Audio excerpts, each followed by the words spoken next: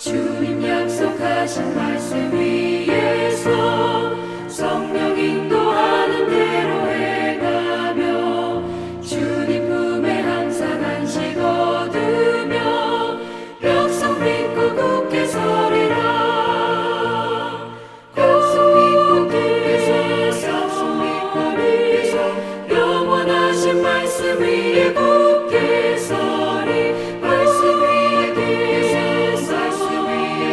서. 그 말씀 위에 굳게 서리라. 그러므로 우리가 그리스도의 도의 초보를 버리고 죽은 행실을 회개함과 하나님께 대한 신앙과 세례들과 안수와 죽은 자의 부활과 영원한 심판에 관한 교훈의 털을 다시 닦지 말고 완전한 대로 나아갈지니라. 하나님께서 허락하시면 우리가 이것을 하리라. 한번 빛을 받고 하늘의 은사를 맛보고 성령에 참여한 바 되고 하나님의 선한 말씀과 내세의 능력을 맛보고도 타락한 자들은 다시 새롭게 하여 회개하게 할 수 없나니, 이는 그들이 하나님의 아들을 다시 십자가에 못 박아 드러내놓고 욕되게 함이라. 땅이 그 위에 자주 내리는 비를 흡수하여 바가난 자들이 쓰기에 합당한 채소를 내면 하나님께 복을 받고, 만일 가시와 엉겅퀴를 내면 버림을 당하고 저주함에 가까워 그 마지막은 불사름이 되리라. 사랑하는 자들아, 우리가 이같이 말하나 너희에게는 이보다 더 좋은 것, 곧 구원에 속한 것이 있음을 확신하노라. 하나님은 불의하지 아니하사 너희 행위와 그의 이름을 위하여 나타낸 사랑으로 이미 성도를 섬긴 것과 이제도 섬기고 있는 것을 잊어버리지 아니하시느니라. 우리가 간절히 원하는 것은 너희 각 사람이 동일한 부지런함을 나타내어 끝까지 소망의 풍성함에 이르러 게으르지 아니하고 믿음과 오래 참음으로 말미암아 약속들을 기업으로 받는 자들을 본받는 자 되게 하려는 것이니라. 하나님이 아브라함에게 약속하실 때 가리켜 맹세할 자가 자기보다 더 큰 이가 없으므로 자기를 가리켜 맹세하여 이르시되, 내가 반드시 너에게 복주고 복주며 너를 번성케 하고 번성케 하리라 하셨더니 그가 이같이 오래 참아 약속을 받았느니라. 사람들은 자기보다 더 큰 자를 가리켜 맹세하나니 맹세는 그들이 다투는 모든 일의 최후 확정이니라.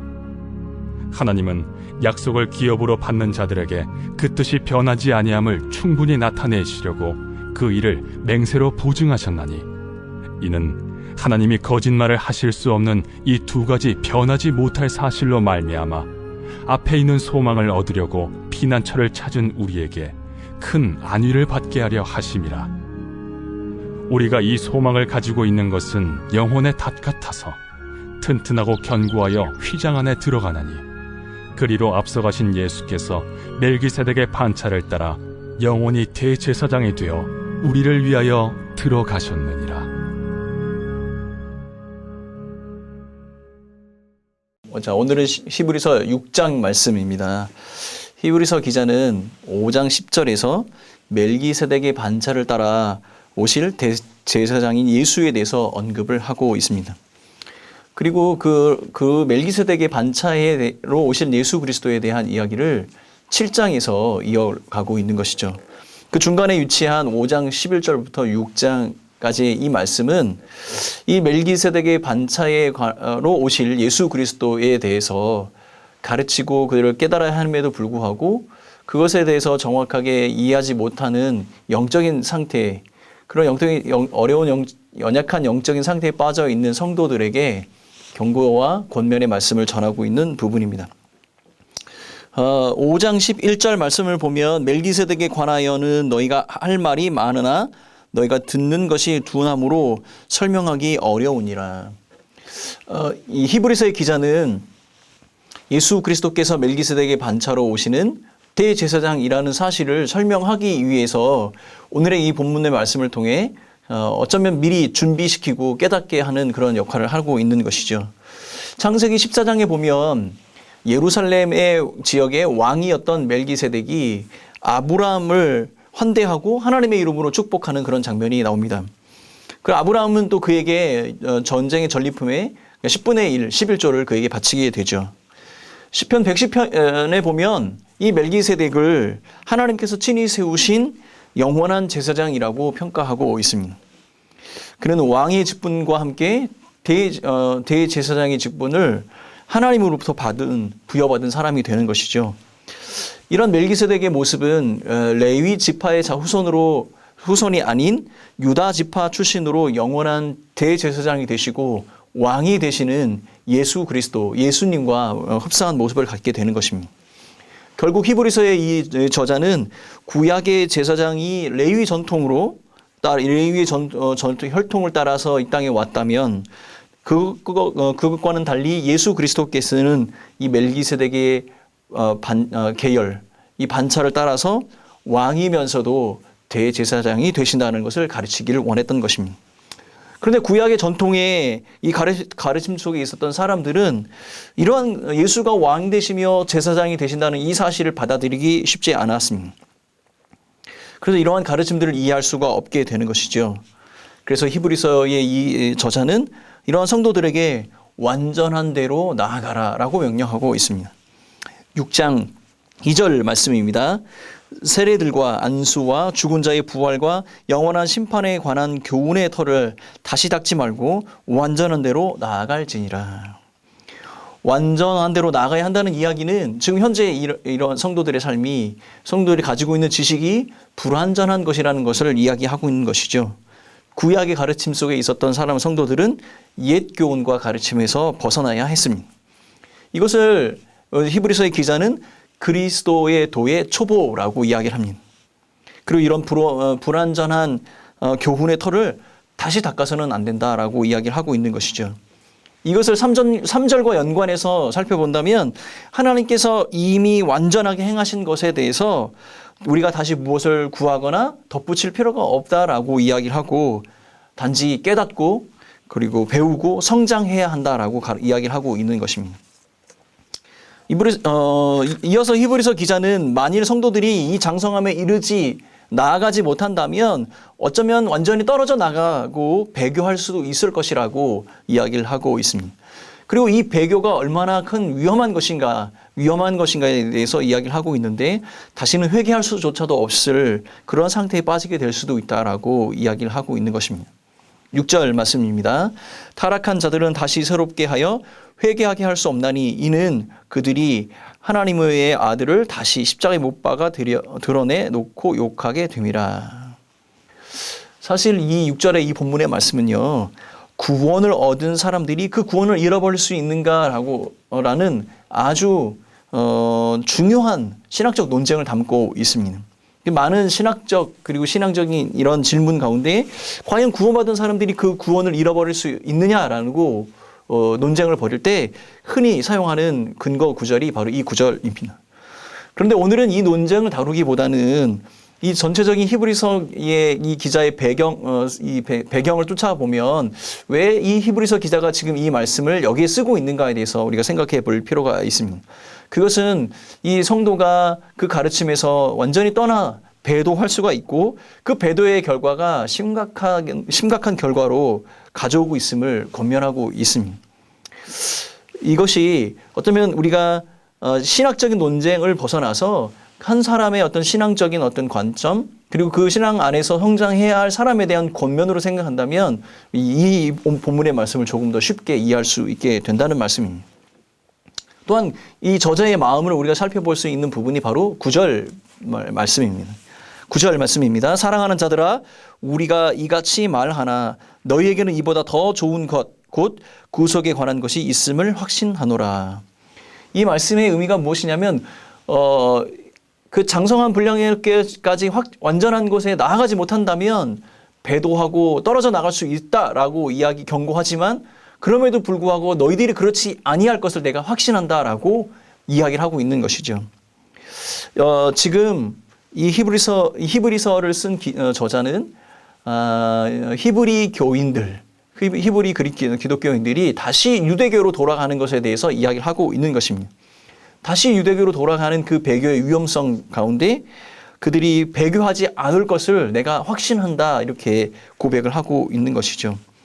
결과적으로 이 히브리서의 저자는 어떤 신학적 논쟁이나 신학적 가르침을 성도들에게 전달하기 위한 것이 아니라 그들이 그리스도를 거부하고 그리스도를 거절했을 때 구원받지 못하게 됨에 대한 경고, 그 권면을 하고 있는 것입니다.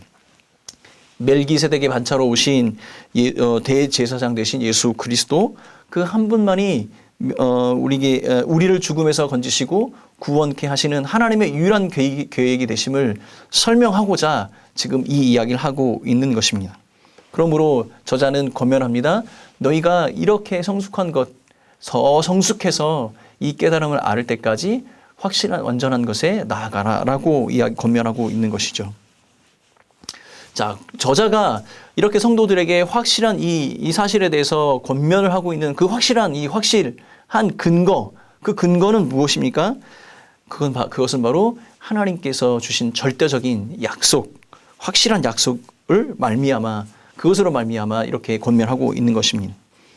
이러한 약속은 하나님께서 스스로 그것을 이루시겠다라고 맹세한 것에 근거를 두고 있는 것입니다. 그 증거가 바로 아브라함이라고 성경은 우리에게 오늘 본문을 가르쳐주고 있습니다. 히브리 사람들도 이 한국 사람들과 비슷한 것이 있었던 것 같습니다. 그럼 이 사람들이 어떤 맹세를 할 때 변하지 않는 것, 절대적인 것에 그것의 가치를 걸고 맹세를 합니다. 예를 들자면 하나님을 두고 맹세한다라고 이야기하는 것이죠. 그런데 그 하나님의 이름을 망령되이 일컫는 것이 두려워서 예루살렘 성을 두고 맹세한다, 혹은 변하지 않는 헬몬산을 두고 맹세한다, 이렇게 맹세를 하게 되는 것이죠. 오늘 본문의 16절의 말씀에 보면 이 가장 변하지 않고 가장 큰 것이 무엇입니까? 바로 하나님 그 자신이시죠. 하나님께서 그 스스로가 증거, 맹세가 되신다, 증거, 이렇게 이야기를 하고 있습니다. 16절 말씀 읽겠습니다. 사람들은 자기보다 더 큰 자를 가리켜 맹세하나니 맹세는 그들이 다투는 모든 일의 최후 확정이니라. 사람들이 어떤 이런 다툼을 할 때 맹세할 때 가장 마지막에 하는 그것이라고 하는데, 그 맹세를 할 때 가장 크고 확실한 것을 두고 맹세하는데, 우리 하나님께서 모든 사람들을 구원하시기 위해 예수 그리스도를 이 땅에 보내어 주셨다는 그 사실의 맹세의 확증이 되어주시고 증거가 되어주시겠다고 본문에 이야기를 하고 있습니다. 17절 말씀입니다. 하나님은 약속을 기업으로 받은 자들에게 그 뜻이 변하지 아니함을 충분히 나타내시려고 그 일을 맹세로 보증하셨나니. 거짓말을 하지 아니하시는 우리 하나님께서 우리에게 하신 약속과 맹세는 우리의 구원의 소망이 되는 것입니다. 우리에게 주신 이 소망은 안전하고 확실해서 영혼의 닷과 같습니다. 절대 소멸하거나 흔들리지 않는 것입니다. 우리를 죄사함과 구원의 은혜가 넘치는 지성소 휘장 안까지 우리를 이끌어 가는 것입니다. 이것이 하나님께서 우리에게 주신 맹세, 약속이 되는 것입니다. 자, 오늘 본문의 말씀의 배경을 우리가 설명을 할 때 멜기세덱의 반차에 대한 이야기를 하고 그것에 대해서 7장에서 자세하게 설명하기 전에 성도들이 어떠한 연약한 성도들에게 그 연약한 상태에 대해서 경고하고 그들의 삶을 그들이 준비해야 할 것에 대해서 알아야 할 것에 대해서 지금 준비하고 있다고 이야기하고 있습니다. 결국 이 히브리서의 기자가 멜기세덱의 반차로 오신 대제사장 되신 예수 그리스도를 깨달아 알게 되기 전에 준비해야 할 것은 무엇이냐면 하나님께서 우리에게 주신 확실한 약속, 그 약속을 이야기를 하고 있는 겁니다. 저는 부활산을 참 좋아합니다. 제가 장례가 있게 되면 그곳에 가서 무덤 사이를 걸으며 그곳에 묻혀 계신 분들의 묘비를 살펴보고 그러는 시간을 갖습니다. 부활산에 가지 못하면 관리실에 내려가서 CCTV로 잡힌 부활산의 모습들을 쳐다보고 올 때가 종종 있습니다. 그분들의 삶이 어땠는지 잘 알 수 없습니다. 그러나 그분들의 미래는 알 수 있습니다. 예수 그리스도께서 이 땅에 다시 오시는 날 그들의 믿음의 근거에 의하여 그들은 부활한 몸으로 하나님께 예배하는 자들이 될 것입니다. 이것이 하나님께서 우리에게 주신 약속입니다. 멜기세덱의 반차로 대제사장 되신 예수 그리스도가 이 땅에 오셔서 우리에게 주신 약속의 소망이 되는 것이죠. 사랑하는 성도 여러분, 우리가 반드시 깨달아야 할 것은 예수 그리스도 그 한 분만으로 우리에게 구원을 주신다는 것이고 그것은 하나님께서 계획하신 것이며 믿음으로 고백하는 성도에게 주시는 약속의 소망이 된다는 사실입니다. 사랑하는 성도 여러분, 우리의 삶이 어렵고 힘들 수도 있습니다. 그러나 성도의 삶이 우리의 상황과 환경의 조건에 휘둘리는 것이 아니라 성도의 삶은 우리에게 주신 약속을 붙들고 믿음으로 살아갈 때 하나님께서 주시는 그 축복을 누리는 것이 바로 성도의 삶이 되는 것입니다. 사랑하는 성도 여러분, 하나님께서 우리에게 주신 그 확실한 약속, 우리에게 예수 그리스도로 말미암아 주신 그 구원의 은혜, 부활의 소망, 영생의 축복을 기억하며 오늘의 어려움을 이겨내는 여러분들이 되시기를 예수님의 이름으로 축원합니다. 함께 기도하겠습니다. 사랑하는 하나님 아버지, 세상은 흔들리고 사람들은 변할지 몰라도 하나님의 약속은 변치 아니하고 하나님께서 세우신 그 모든 은혜의 축복의 약속이 믿는 자에게 이루어짐을 믿는 그 믿음으로 살아가는 온 성도들 될 수 있도록 축복하여 주옵소서. 우리 현실은 아득하고 오늘 하루를 어떻게 살아야 할지 잘 알 수 없지만 우리에게 주신 그 약속의 소망으로 그 확실한 약속의 소망을 붙들고 믿음으로 살아갈 때 또한 우리의 길을 열으시고 형통케 하실 그 하나님을 만나는 우리 성도들 되게 하여 주옵소서.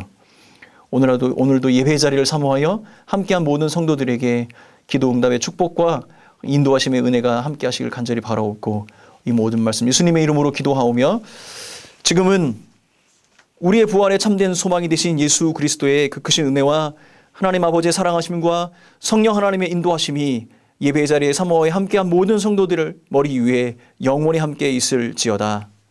아멘.